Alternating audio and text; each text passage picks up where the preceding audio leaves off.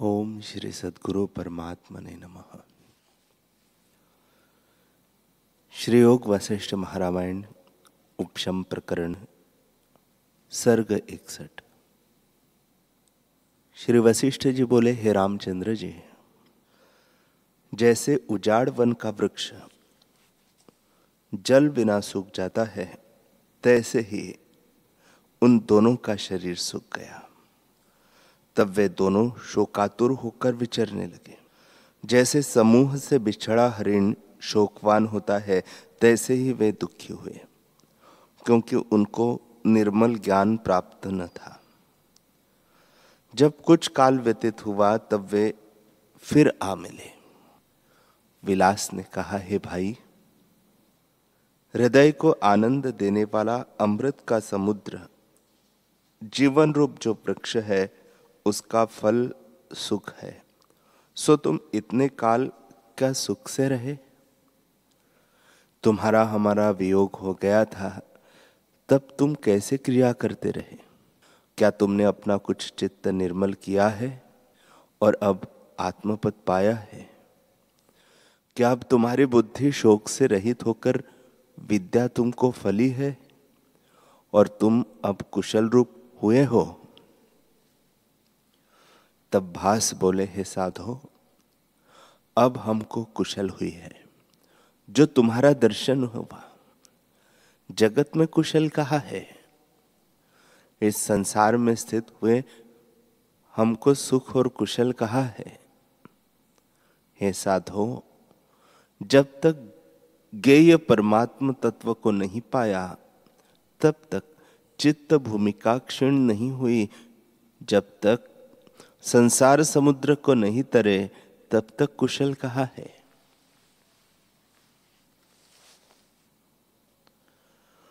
जब तक चित्त से दुख निवृत्त नहीं होता, तब तक चित्त की भूमिका नष्ट नहीं होती।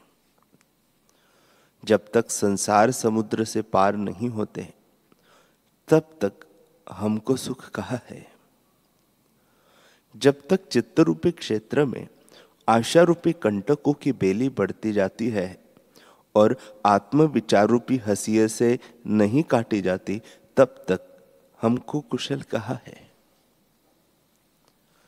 जब तक आत्मज्ञान उदय नहीं हुआ, तब तक हमको कुशल कहाँ है? हे साधो, संसार रूपी विसूचि का रोग आत्मज्ञान रूपी औषध बिना दूर नहीं होता। सब जीव नित्य वही क्रिया करते हैं जिससे दुख प्राप्त हो, इससे सुख को नहीं पाते। देह रूपी वृक्ष में बाल अवस्था रूपी पत्र है और यौवन और वृद्ध अवस्था रूपी फल है। सो मृत्यु के मुख में जा पड़ता है, उपजता है और फिर नष्ट होता है। यह सुख जो लवाकार है और दुख जिसका दीर्घ से दीर्घ है, ऐसे जो शुभाशुभ आरंभ है, इनमें इनको दिन रात्रि व्यतीत होते हैं। हे साधो, चित्त रूपी हाथी वैराग्य रूपी जंजीर बिना तृष्णा रूपी हथिनी के पीछे दूर से दूर चला जाता है। जैसे चिल पक्षी मांस की ओर जाता है, तैसे ही चित्त विषयों की ओर धावता है और आत्मा रूपी चिंतामणि की ओर नहीं जाता। अहंकार रूपी चिल देहादिक रूपी मांस की ओर धावता है और सुख रूपी कमल अपान रूपी धूलि से धूसर हो जाता है और भोग रूपी बर्फ से नष्ट हो जाता है। हे साधो, यह देह रूपी कूप में गिरा है, जिसमें भोग रूपी सर्प है, आशा रूपी कंटक है और तृष्णा रूपी जल है, उसमें दुख पाता है।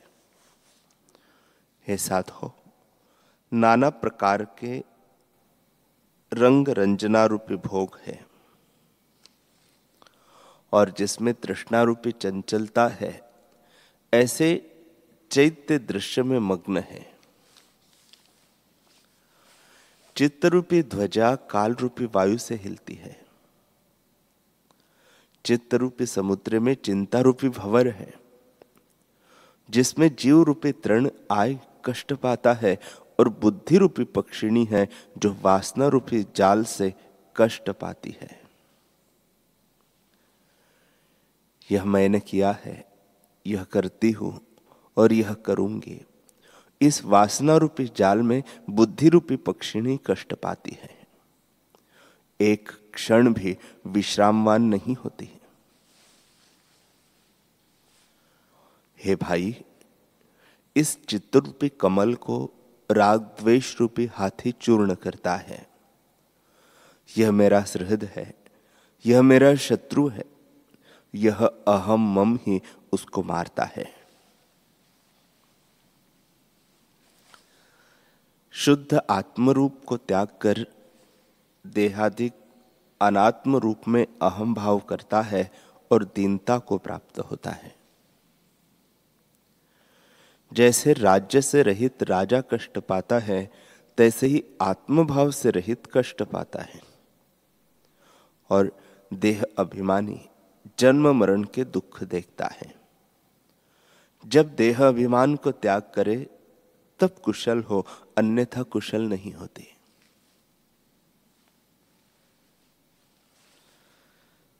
श्री वशिष्ठ जी बोले, हे रामचंद्र जी, इस प्रकार उन्होंने परस्पर कुशल प्रश्न किया। जब कुछ काल व्यतीत हुआ, अभ्यास द्वारा उनको निर्मल ज्ञान प्राप्त हुआ और मोक्ष पद को प्राप्त हुए। इससे हे रामचंद्र जी, कल्याण के निमित्त ज्ञान के सिवा और कोई मार्ग नहीं है।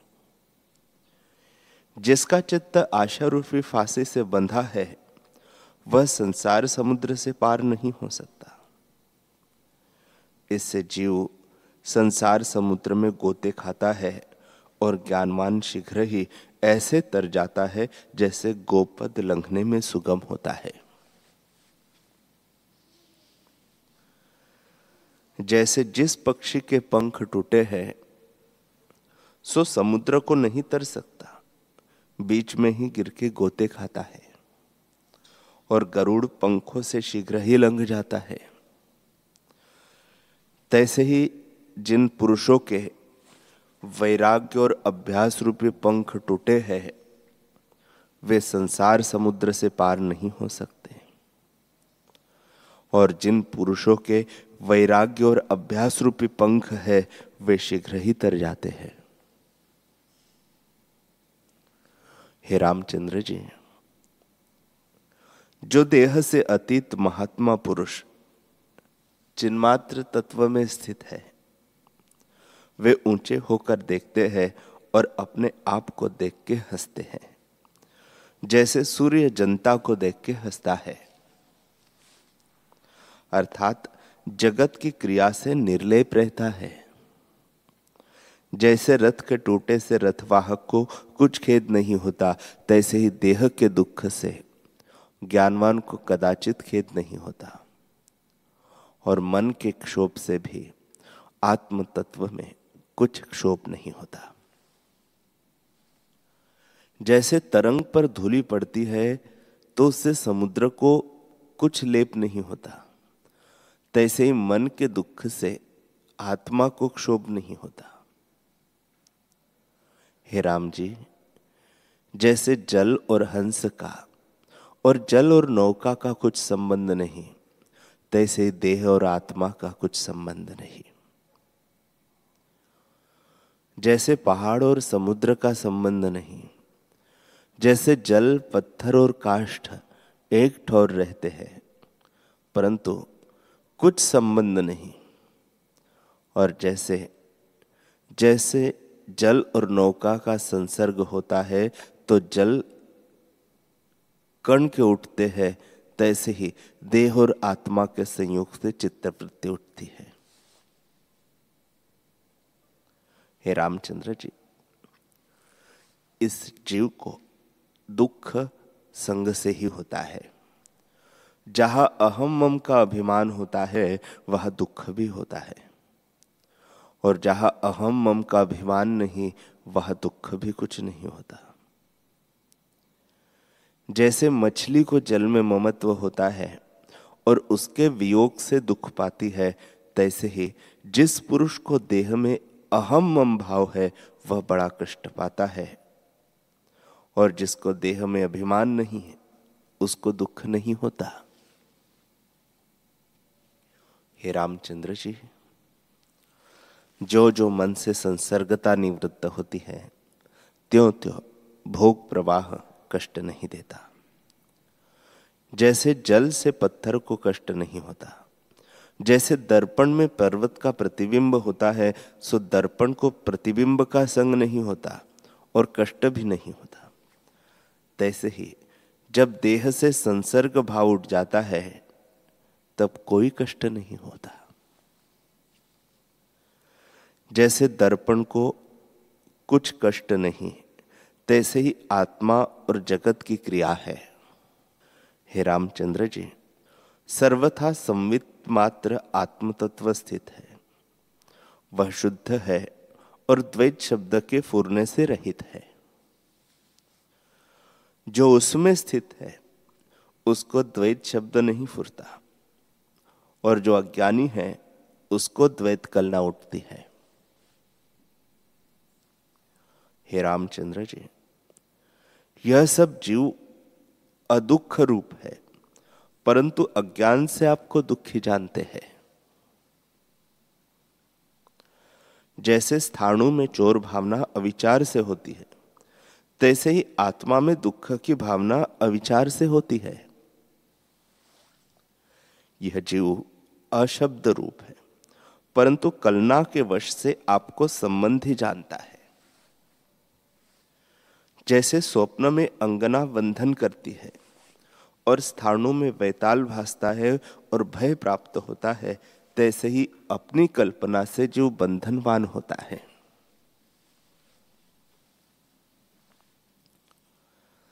हे रामचंद्र जी, देह और आत्मा का संबंध असत्य है, जैसे जल और नौका का संबंध असत्य है। यदि जल का अभाव हो तो नौका को कुछ चिंता नहीं होती, और नौका का अभाव हो तो जल को कुछ चिंता नहीं। तैसे ही आत्मा और देह का संबंध असत्य है। जब ऐसे जानकर हृदय से रहित हो, जब ऐसे जानकर हृदय संग से रहित हो, तब देह का दुख कुछ नहीं लगता। देह के दुख में आपको दुखी मानता है। देह से अहम भावना करके आत्मा दुखी होता है। जब देह में अभिमान को त्याग दे तब सुखी हो, ऐसे बुद्धिश्वर कहते हैं। जैसे जल और पत्थर इकट्ठे रहते हैं, परंतु भीतर संग का अभाव है, इससे उन्हें कुछ दुख नहीं होता। वैसे ही हृदय से संग रहित हो तब देह इंद्रियों के होते भी दुख का स्पर्श कुछ न हो और निर्दुख पद की प्राप्ति हो। हे रामचंद्र जी, जिसको देह में आत्म अभिमान है उसको जन्म मरण दुख रूप संसार भी है। जैसे बीज से वृक्ष उत्पन्न होता है, तैसे ही देह अभिमान से दुख रूप संसार उत्पन्न होता है और संसार समुद्र में डूबता है। जो हृदय से संग से रहित होता है सो संसार समुद्र के पार हो जाता है। हे रामचंद्र जी, जिसके हृदय से संग से रहित होता है सो संसार समुद्र के पार हो जाता है। जिसके हृदय में देह अभिमान है उसको चित्त रूपी वृक्ष में मोह रूपी अनेक शाखा उत्पन्न होती है, और जिसका हृदय संग से रहित है उसका मोह लीन हो जाता है, उसको चित्त लीन कहते हैं।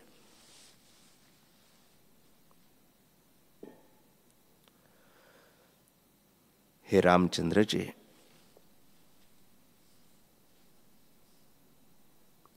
जिसका चित्त देहादिकों में बंधनवान है, उसको नाना प्रकार का भ्रम रूप जगत भासता है। जिसका चित्त देहादिकों में बंधनवान नहीं है, वह एक आत्मभाव को देखता है। जैसे टूटी आरसी में अनेक प्रतिबिंब भासते हैं और साजी एक ही प्रतिबिंब को ग्रहण करती है, तैसे ही संशय युक्त चित्त में नाना प्रकार का जगत भासता है और शुद्ध चित्त में एक आत्मा ही भासता है। हे रामचंद्र जी, जो पुरुष व्यवहार करते हैं और संग से रहित है, ऐसे निर्मल पुरुष संसार से मुक्त है। और जो सर्व व्यवहार को त्याग बैठते हैं और तब भी करते हैं पर चित्त आसक्त है, सो बंधन में है। जो हृदय से संग से रहित है, वह मुक्त है और अंतर चित्त किसी पदार्थ में बंध है, वह बंध है। बंध और मुक्त का इतना ही भेद है। जिसका हृदय असंग है, वह सब कार्य करता भी अकर्ता है। जैसे नट सब स्वांगों को धरता भी अलेप है, तैसे ही वह पुरुष अलेप है। जो हृदय में अभिमान सहित है, वह कुछ नहीं करता तो भी करता है।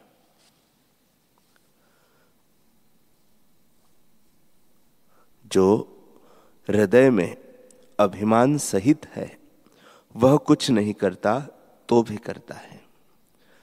जैसे सर्व व्यवहार त्याग कर जीव शयन करता है और स्वप्न में अनेक सुख दुख भोगता है, तैसे ही सब कुछ करता हो, वह सब कुछ करता है। चित्त के करने से करता है, चित्त के न करने से ही अकरता है। शरीर से करना सो करना नहीं और शरीर से न करना सो न करना नहीं। ब्रह्म हत्या से भी असंयुक्त पुरुष को कुछ पाप नहीं लगता, और जो अश्वमेघ यज्ञ करे तो कुछ पुण्य नहीं होता। जिसके चित्त से सब आसक्ति दूर हुई है, वह पुरुष मुक्त स्वरूप है और धन्य धन्य है। जिसका चित्त आसक्त है, वह बंध और दुखी है। जो पुरुष आसक्तता से रहित है, वह आकाश की नाई निर्मल है और समभाव एक अद्वैत आत्म तत्व में स्थित है।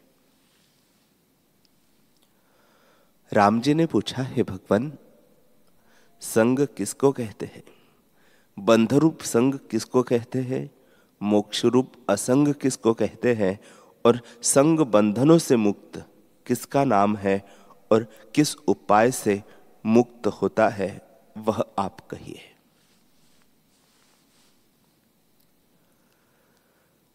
श्री वशिष्ठ जी बोले, हे रामचंद्र जी, देह और देही का जो संग है, उसका त्याग करो और उसके साथ जो मिलकर करता है और देह मात्र में अपना विश्वास करता है कि इतना ही मैं हूं, इसी को संग और बंध कहते हैं।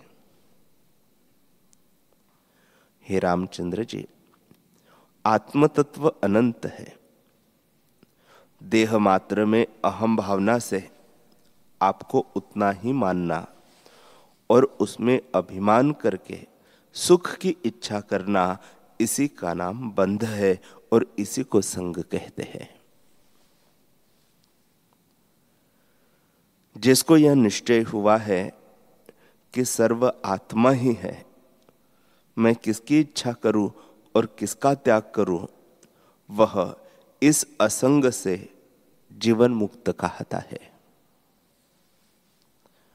अथवा न मैं हूं न यह जगत है, सर्व भाव अभाव को त्याग कर अद्वैत सत्ता में स्थित होने का नाम जीवन मुक्त है। जिसे न कर्मों के त्याग की इच्छा है, न करने की इच्छा है, और हृदय से कर्तृत्व भाव भी नहीं, इस संग का जिसने त्याग किया है वह असंग कहता है। हे रामचंद्र जी, जिसको आत्म तत्व में निश्चय है और जो राग द्वेष हर्ष शोक के वश नहीं होता है, वही असंग कहता है। जिसने सर्व कर्मों का फल यह समझकर त्याग किया है कि मैं कुछ नहीं करता, ऐसा जो मन से त्याग है वही असंगी कहता है, और उसको कोई कर्म बंधन नहीं कर सकता। किंतु दैवी संपदा उसको प्राप्त होती है, और जो असंसक्त पुरुष कर्तृत्व भोक्तृत्व के अभिमान सहित है, उसको अनंत दुख उत्पन्न होते हैं। जैसे कोई गड्ढे में गिरे और उसमें कंटकों के वृक्ष हो तो उसमें वह कष्ट पाता है, तैसे ही संसक्त पुरुष कष्ट पाता है। हे रामचंद्र जी, संग के वश से विस्तृत दुख की परंपरा उत्पन्न होती है। जैसे बबूल के वृक्ष से कंटक उत्पन्न होते हो। हे रामचंद्र जी, जैसे नासिका में रस्सी डालकर ऊंट बैल और गधे भार उठाते फिरते हैं और मार खाते हैं, तैसे ही संसक्त पुरुष आशा रूपी फांसी से बंधे हुए दुख पाते हैं। उसी संसक्तता का फल ऊंट आदि भोगते हैं। इसी प्रकार संसक्तता का फल वृक्ष भोगते हैं। जल में रहते हैं, शीत उष्ण से कष्टवान होते हैं, कुल्हाड़ों से काटे जाते हैं, पृथ्वी के छिद्र में कीट होते हैं और अंग पीड़ा से कष्ट पाते हैं। अन्न आदि उगते हैं, हंसिए से काटे जाते हैं और हृदय में दुख पाते हैं। फिर बोए जाते हैं, फिर काटते हैं, सो संसक्तता का ही फल भोगते हैं। इसी प्रकार जो योनि पाते हैं और कष्टवान होते हैं, सो संसक्त हैं। हरे तृणों को हरिण खाते हैं और बधिक उनको बाण से मारता है, तब कष्टवान होते हैं। जो जीव तुझको दृष्टि आते हैं, वे इस प्रकार संसक्तता से बंधे हुए हैं। संसक्तता भी दो प्रकार की है, एक बंधन और एक वंदना करने योग्य। जो तत्ववेत्ता है वह वंदना करने योग्य है। हे रामचंद्र जी, जो आत्म तत्व से गिरा है और देहादिक में अभिमानी हुआ है, वह मूढ़ है और संसार में जन्म को प्राप्त होता है। और जिसको आत्म तत्व का ज्ञान हुआ है और निष्ठा है, वह तो वंदना करने योग्य है। इसको फिर संसार का जन्म मरण नहीं होता। जिसके हाथ में शंख चक्र गदा और पद्म है, जिसको आत्म तत्व में निश्चय है और आत्म तत्व में संसक्त है, और जो तीनों लोकों की पालना करता है, वह वंदना करने योग्य है। निरालंब सूर्य जो आकाश में विचरता है और सदा स्वरूप निष्ठ है, वह वंदना करने योग्य है।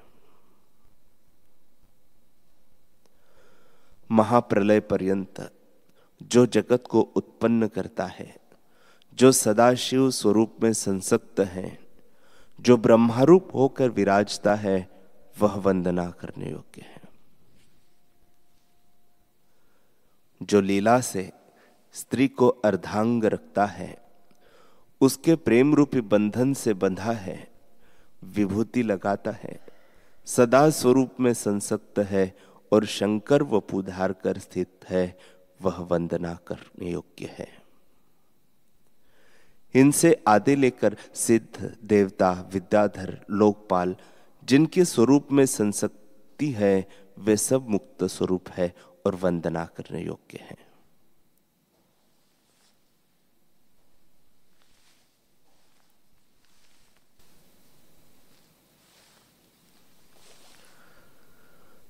हरि ओम। हरि ओम।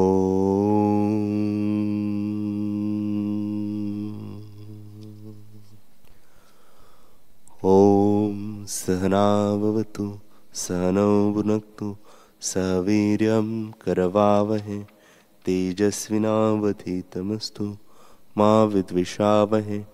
ओम शांति शांति शांति। श्री सद्गुरुदेव भगवान की जय।